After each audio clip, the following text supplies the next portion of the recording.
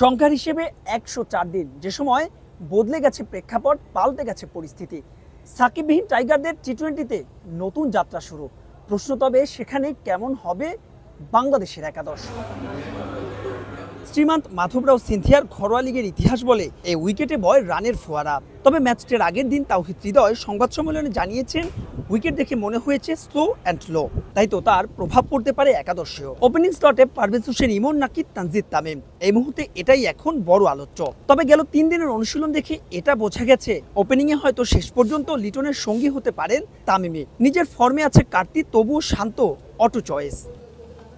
4 নম্বরে তাওহিদ হৃদয় মিডল অর্ডারের ভরসার বড় নাম, বড় স্কোরের দায়িত্বটাও নিতে হবে তাকেই। এ দফায় হয়তো টিকে যাবেন নানা আলোচনা সমালোচনায় থাকা মাহমুদুল্লাহ রিয়াদও।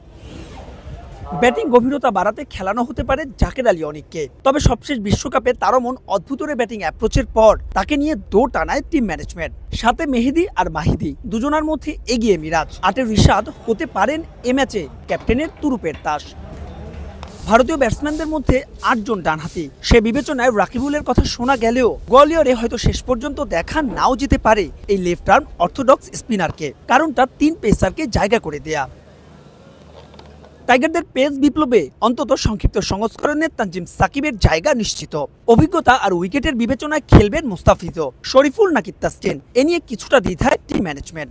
তবে শেষ পর্যন্ত একাদশ যাই হোক না কেন, তাদের জয় করতে হবে প্রায় 30,000 দর্শকের চাপ, সঙ্গে 2026 বিশ্বকাপের জন্য প্রমাণ করতে হবে নিজেদের। কারণ অধিনায়ক তো আগেই সাফ জানিয়েছেন, খারাপ করলেই তৈরি আছে পাইপলাইনের ক্রিকেটার।